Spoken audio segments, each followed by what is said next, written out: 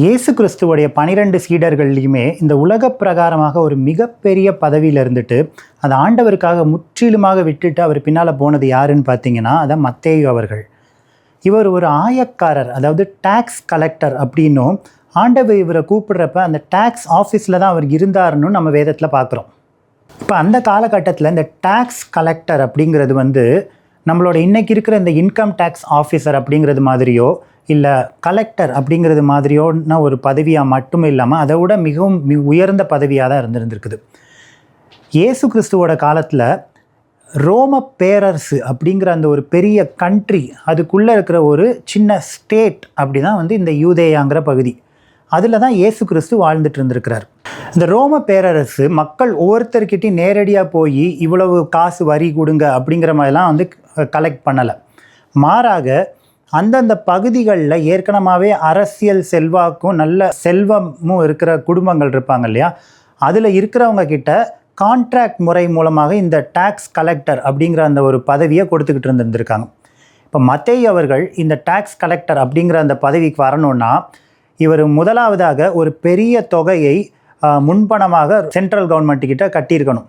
கட்டினா தான் அவங்க முதல்ல இந்த டேக்ஸ் கலெக்டர் அப்படிங்கிற அந்த பொசிஷனை இவருக்கு கொடுத்துருப்பாங்க. கொடுத்துட்டு ஒரு கான்ட்ராக்டும் போட்டிருப்பாங்க. அதாவது இந்த ஒரு குறிப்பிட்ட காலகட்டத்துக்குள்ளே உன்னோட பகுதியிலேருந்து இவ்வளவு தொகையாவது நீ கலெக்ட் பண்ணி சென்ட்ரல் கவர்மெண்ட் கிட்ட ஒப்படைச்சிருக்கணும்.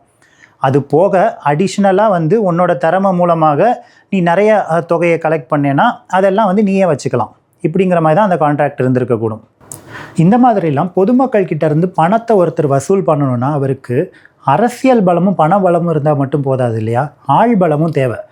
அதாவது இந்த காலத்தில் இந்த கந்து வட்டிக்கு பணம் கொடுத்துட்டு அதுக்கப்புறம் அடி ஆட்களை வச்சு அதை திரும்ப வசூல் பண்ணுறது, அந்த மாதிரி வேலையெல்லாம் பண்ணுறாங்க இல்லையா, அந்த மாதிரி அந்த தாதா அப்படின்னு சொல்கிறோமே, அந்த மாதிரி ஒரு ஆளால் தான் இந்த மாதிரி தொழிலெலாம் பண்ண முடியும்.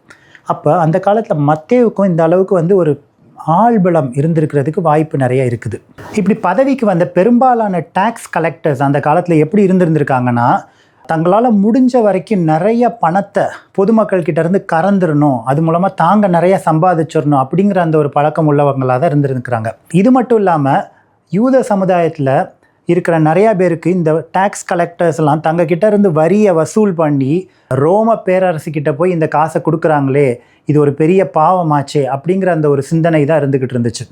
அதனால தான் யூத திருச்சபை தலைவர்கள் நிறையா பேர் இந்த ஆயக்காரர்கள் அப்படின்னாலே ஐயோ இவங்க பெரிய பாவிகள் அப்படிங்கிற அந்த மாதிரியான அந்த ஒரு கருத்து அந்த காலத்தில் இருந்துருக்கு. இப்படி திருச்சபை தலைவர்களால் மிகவும் வெறுக்கப்பட்ட ஒரு தொழிலை பண்ணிக்கிட்டு இருந்த மத்தேயு அவர்களை தான் இயேசு கிறிஸ்து தன்னுடைய சீடராகவே ஏற்றுக்கொள்கிறத நம்ம இங்கே பார்க்குறோம். ஆனால் அந்த மத்தேயுவுமே இயேசு கிறிஸ்து அழைத்த உடனே தனக்கு இருந்த பதவி செல்வாக்கு எல்லாத்தையுமே அப்படியே விட்டுட்டு இந்த ரோம பேரரசர் அப்படிங்கிறவருக்காக பணம் வசூல் பண்ணுறது தன்னோட வாழ்க்கைக்கு முக்கியம் இல்லை, இந்த பிரபஞ்சத்தின் உண்மையான பேரரசரான இயேசு கிறிஸ்துவுக்காக ஆத்துமாக்களை ஆதாயம் செய்கிறதுக்காக தன்னுடைய வாழ்க்கையே அர்ப்பணிக்கிறார் அப்படிங்கிறத நம்ம பார்க்குறோம். இப்போ மத்தேயுவை பொறுத்த வரைக்கும் அவருடைய வாழ்க்கையில் இது ரொம்ப முக்கியமான ஒரு நிகழ்வு இல்லையா, ஆண்டவராகிய இயேசு கிறிஸ்துவோடையே நான் ஒன்றா போகிறேன் அப்படிங்கிற அந்த ஒரு சந்தோஷமான செய்தியை தன்னுடைய பழைய டேக்ஸ் கலெக்டர் நண்பர்கள்கிட்டலாம் சொல்லிடலாம் அப்படிங்கிறதுக்காக ஒரு ஃபேர்வெல் பார்ட்டி மாதிரி வச்சு அவங்க எல்லாரையும் கூப்பிடுறாரு. அவர் வீட்டில் ஒரு விருந்து அரேஞ்ச் பண்ணுறாரு. அதில் இயேசு கிறிஸ்துவும் வராரு, அவருடைய பழைய நண்பர்களும் வராங்க. அங்கே வந்திருக்கிற இயேசு அந்த ஆயக்காரர்களோடலாம் ரொம்ப சந்தோஷமாக சிரித்து பேசுகிறாரு அப்படிங்கிறத பார்த்து பொறுக்காத இந்த மத போதகர்கள்லாம் உடனே இயேசுக்கிட்டே நேரடியாக கேட்குறாங்க, என்ன இந்த மாதிரி ஆளுங்களோடலாம் நீங்கள் ரொம்ப க்ளோஸாக பழகிக்கிட்டு இருக்கீங்களே, நீங்களும் இந்த மாதிரி குணம் உள்ளவர் தானா, இந்த மாதிரி ஆளுங்கள்லாம் பார்த்தா நாங்களாம் ஒரு 10 அடி தள்ளி போயிடுவோம் தெரியுமா, நீங்கள் என்ன இப்படி இருக்கீங்க அப்படிங்கிற மாதிரியான ஒரு கிண்டல் பேச்சை பேசுகிறாங்க. அதற்கு இயேசு, ஆரோக்கியமாக இருக்கிறவனுக்கு டாக்டர் தேவையில்லை, அதே மாதிரி ஏற்கனவே ரொம்ப பரிசுத்தமாக இருக்கிறவங்களை காட்டிலும் தங்களை பாவிகள்னு உணர்ந்து என்கிட்ட வரணும்னு நினைக்கிறவங்களுக்காக தான் நான் ரொம்ப தேவைப்படுறேன் அப்படிங்கிற அந்த ஒரு விளக்கத்தை கொடுக்குறாருங்கிறத நம்ம வேதத்தில் பார்க்குறோம்.